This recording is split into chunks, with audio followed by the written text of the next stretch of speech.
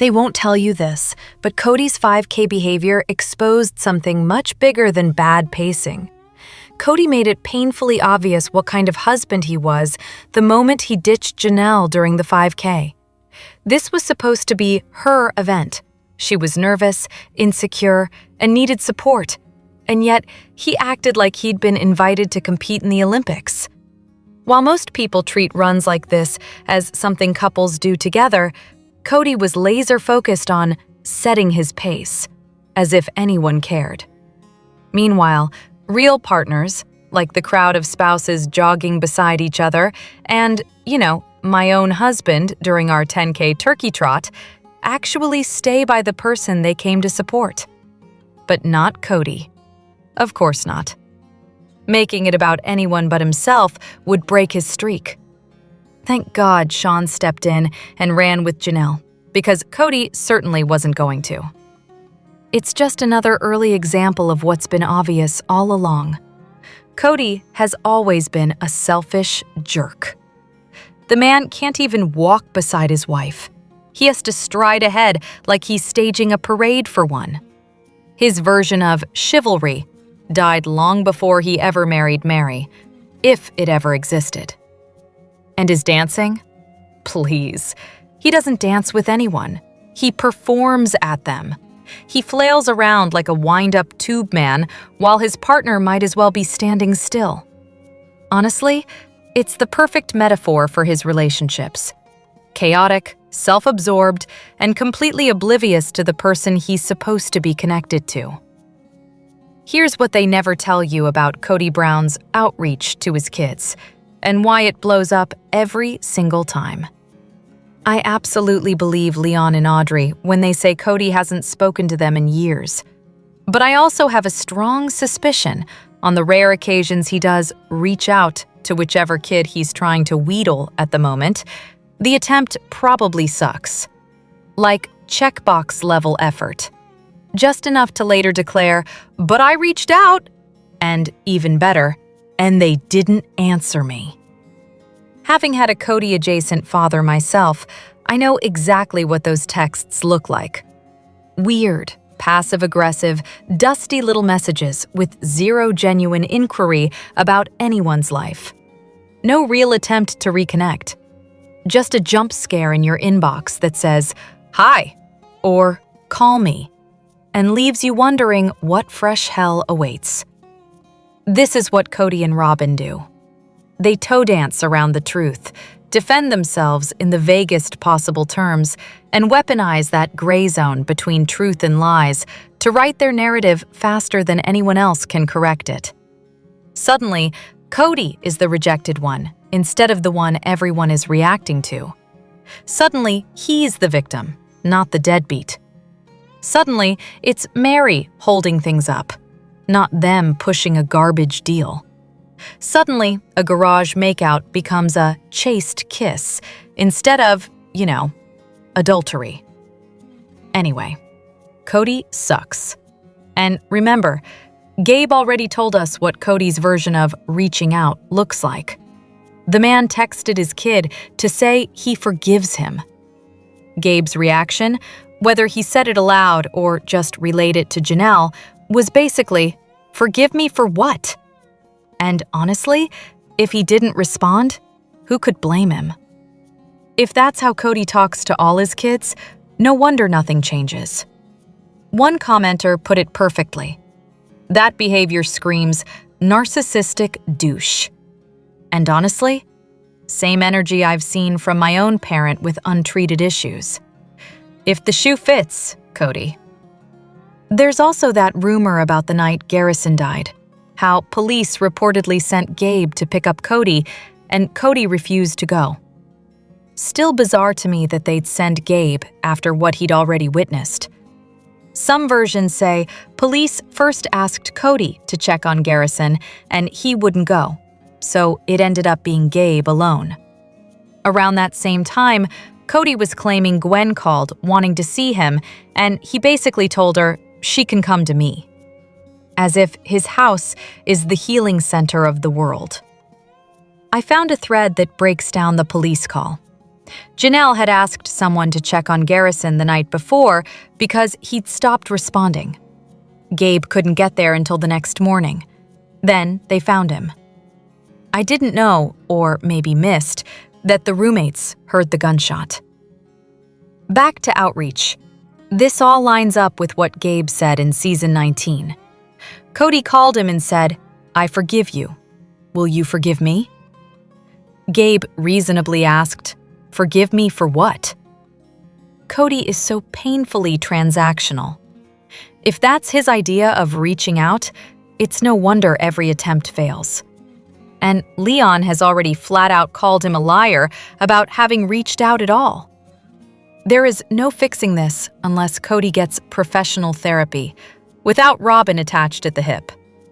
He needs to set boundaries between her and his kids, take full ownership of his failures as a father, and stop expecting anything from his kids in return. No blame shifting, no referencing their mothers, no immediate demand for reconciliation.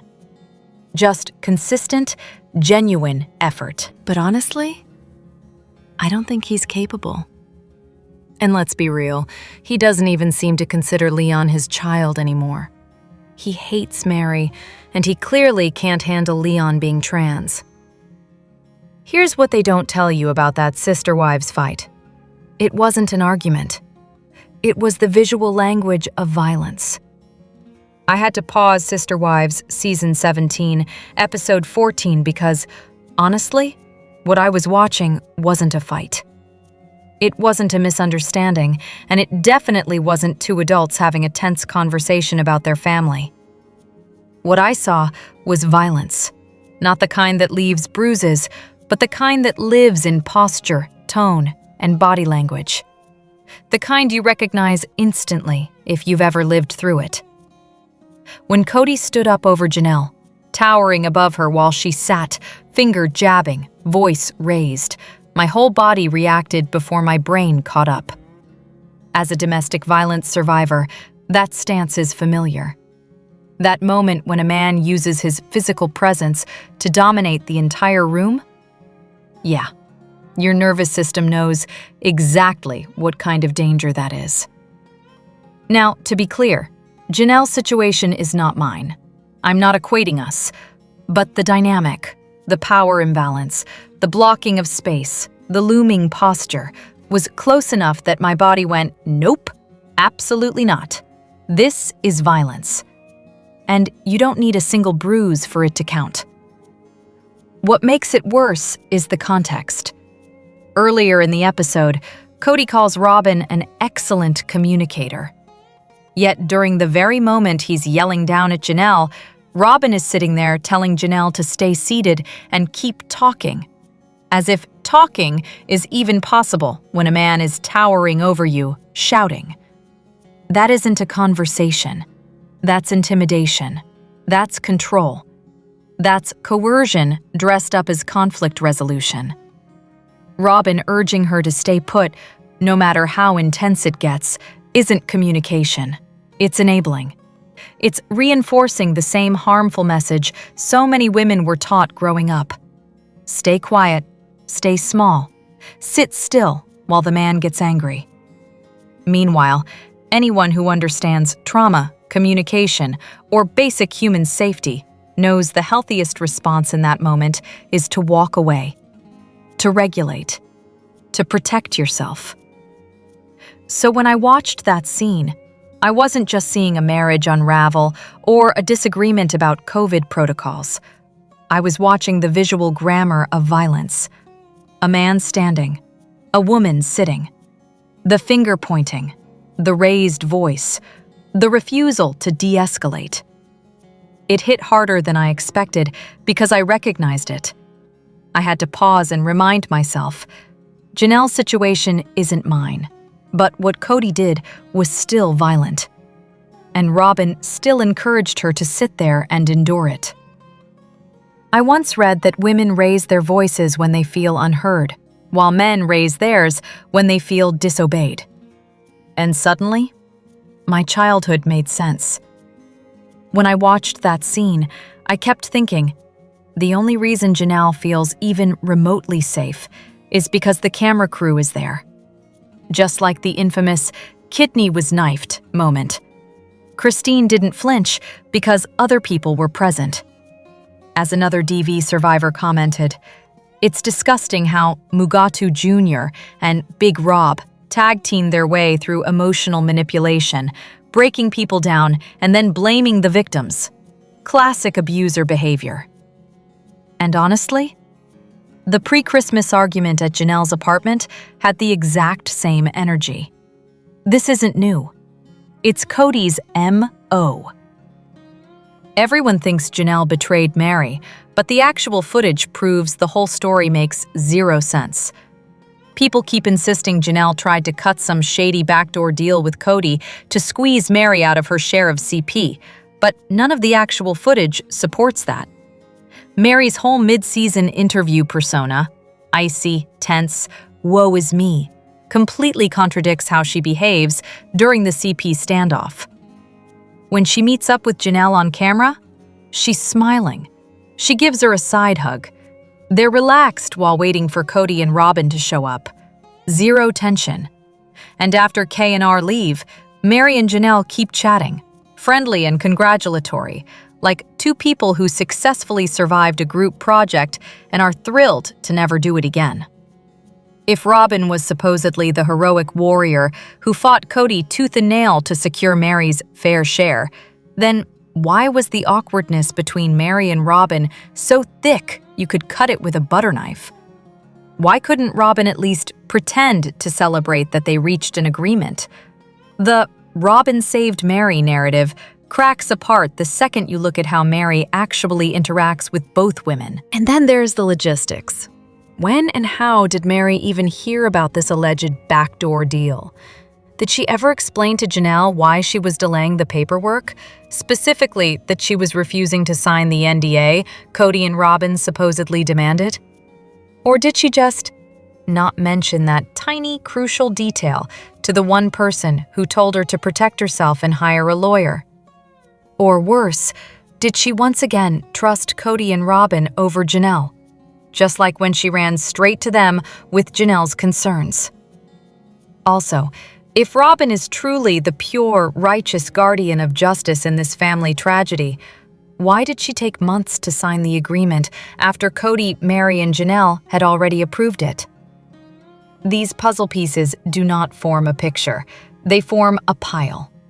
This whole storyline feels suspiciously similar to Kody's old "Christine sabotaged my reconciliation with Mary" tale, which, conveniently, was pushed at the exact moment Christine was wildly popular with viewers, then vanished into the void, never clarified or revisited.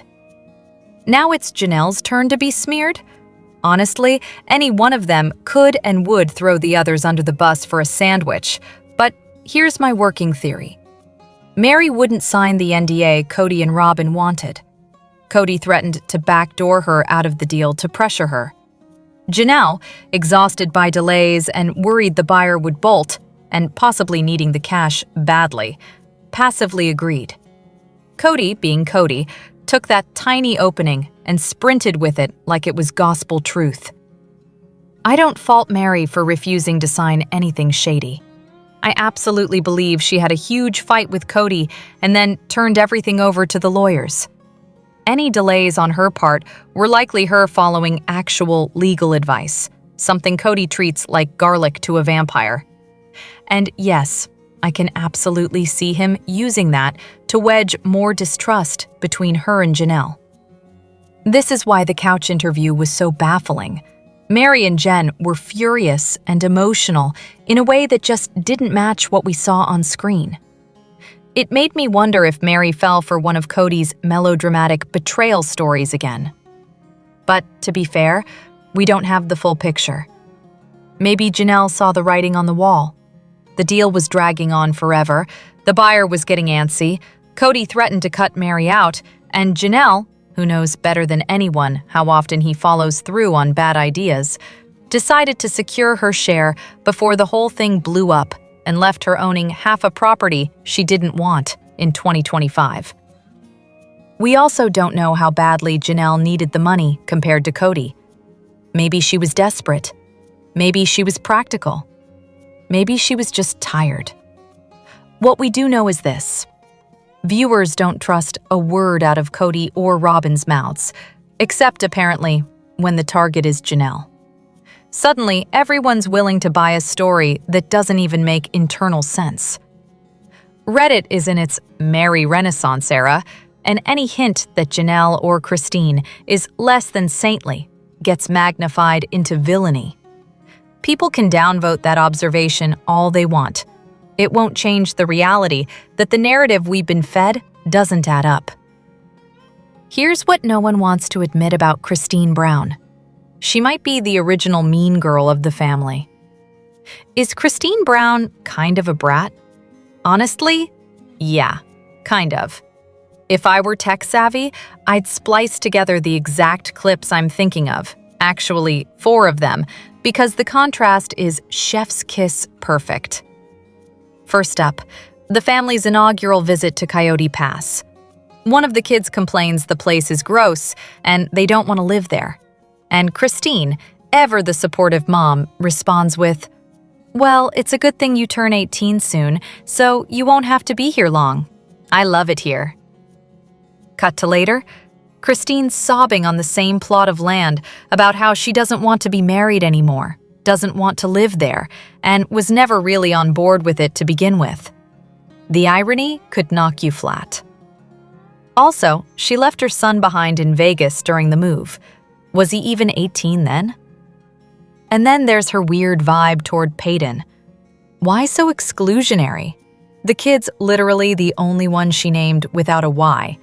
I mean, Peyton and Peyton were right there, Christine. Clip 2. The kids talking about David for the first time. Peyton, not even criticizing, just says things are moving fast, which, objectively, they are. Christine shoots back. Good, because I wouldn't slow down anyway. Why is she like this? People keep saying the same thing. We felt for her, especially with Truly, with Isabel, with leaving Kody. But lately, the mean girl edges are showing. She comes off immature, petty, emotionally stunted. And yes, she suffered under the AUB and polygamy, but so did Janelle, Mary, and especially the kids.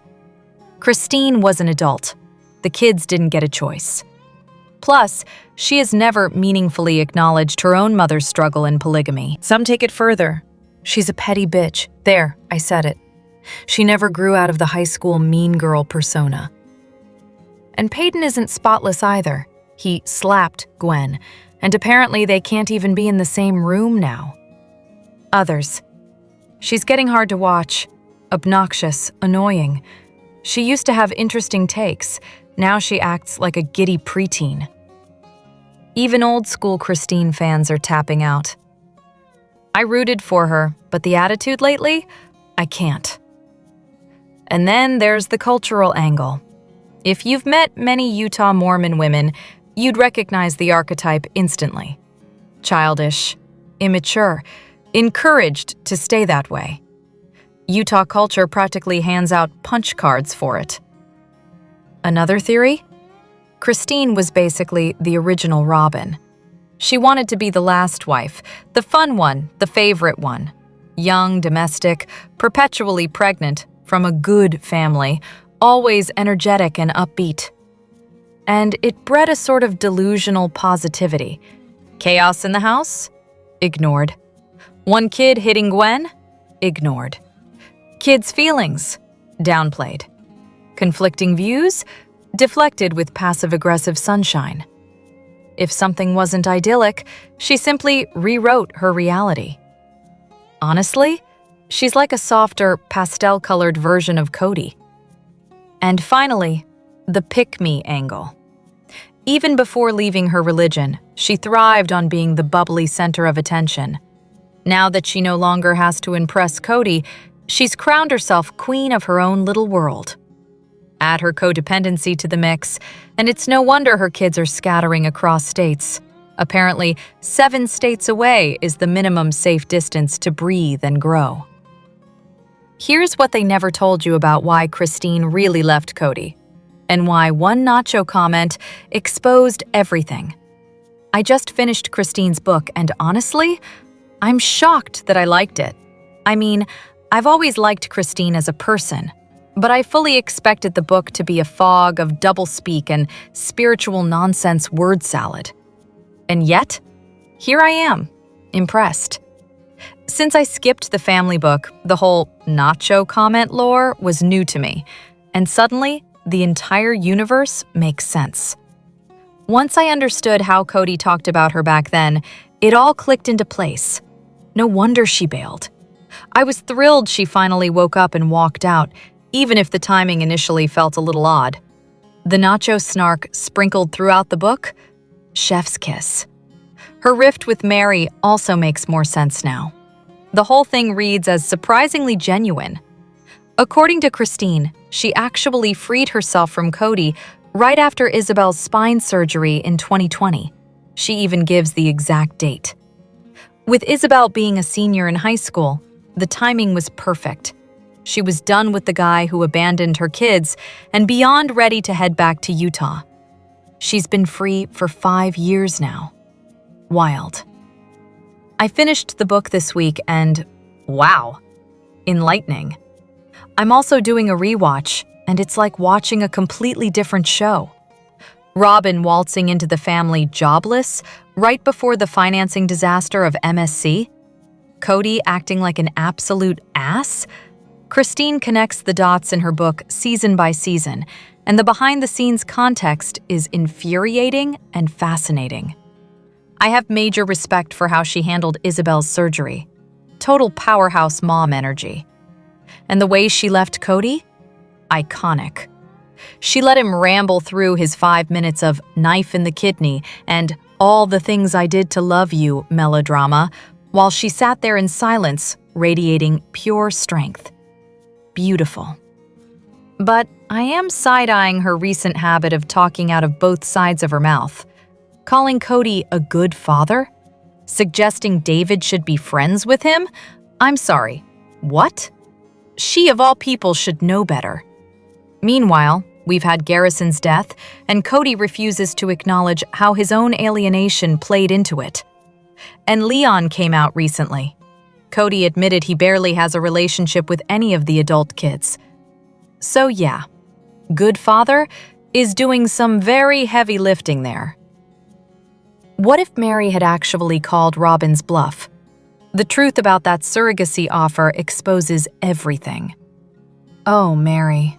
If only she'd actually wanted another baby. Imagine how different things might have been. I still think about that moment when Robin, oh so graciously, offered to carry a baby for Mary and Kody. Honestly, I've always wondered what would have happened if Mary had called her bluff. Because, let's be real, Robin would have come up with some last-minute reason, some dramatic, self-sacrificing excuse about why she suddenly couldn't do it. She talks like a saint, but she slithers like, well, you know. And the offer itself? Absolutely ridiculous and borderline insulting. From everything we know, Mary could carry a pregnancy just fine. She just struggled to conceive. If they were going to do egg retrieval and create embryos anyway, why not implant them in Mary? The whole "I'll carry your baby for you" performance did nothing except make Robin look like she was auditioning for the role of selfless hero number 1. Worse still, nobody had even established that Mary needed a surrogate in the first place. Robin's big gesture made zero medical sense. And considering Mary had already told Kody on their 20th anniversary trip that she wasn't interested in IVF, the timing was downright manipulative. And let's be honest, that baby would never have truly been Mary's. It would have been Robin and Kody's kid in every meaningful way. Plus, the family didn't even have health insurance. IVF is expensive. Coordinating both Mary and Robin on hormones for a transfer? Also expensive. And at 42, Mary's egg quality wouldn't have been ideal. And do we really think Robin was going to volunteer a traditional surrogacy using her own eggs? Absolutely not. The whole thing was a storyline, nothing more. Here's what they never admit about Robin's "I don't play girl games" act, and why it completely unravels once you look at what she actually did. Sister Wives star Kody Brown's whole "Robin Brown hates girl games" line is honestly hilarious. My read? Robin has always been a full-on pick-me. The classic "I'm not like other girls" routine, doing whatever she needs to score approval. But let's start with this. A middle-aged woman talking about girl games screams Arrested Development. A middle-aged man saying it? That's a whole different tier. Full derangement. If Robin is so above girl games, why didn't she just say hello to both Mary and Janelle?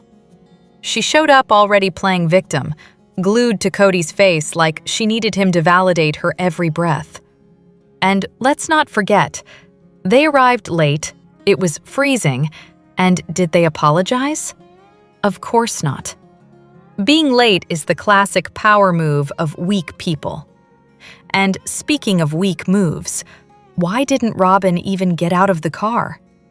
Let's be real. Robin only hates girl games. She can't win. She's absolutely a polig fundy pick-me. Your instincts? 100% on target. Are they in 6th grade? Because Kody, sweetie, I have news.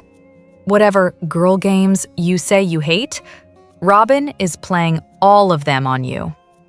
Honestly, I don't know whether this line is Kody's delusion, something Robin actually said, or just another one of his attention-seeking dramatics for the next season. But either way, both of them operate with the emotional maturity of middle schoolers. Girl games? Really? Robin is an expert game player. She lives for it. She inserted herself into every single marriage, got way too cozy with Kody about each wife's business, and used that access to steer him exactly where she wanted. She even admitted she wouldn't let him out of her sight. She made demands no one in that family had ever made before, and somehow she always got rewarded for it. Meanwhile, the other wives got punished for daring to ask for anything. Robin got more than her fair share of resources for years, smiling the whole time while being, let's just say it, a terrible sister wife. She had Kody's ear and used it to alienate him from everyone else. So the idea that she doesn't play girl games? Please. All she does is play games. Now that she doesn't have the other wives to manipulate, she's bored and visibly miserable. And let's be honest, girl games, as a concept, is misogynistic garbage. Most women have deep, loyal, warm friendships, not some perpetual middle school drama club. And in this situation, it wasn't even a game. Mary and Janelle simply didn't want to talk to Robin. If they did, someone would have done more than make vague eye contact. Subscribe for more.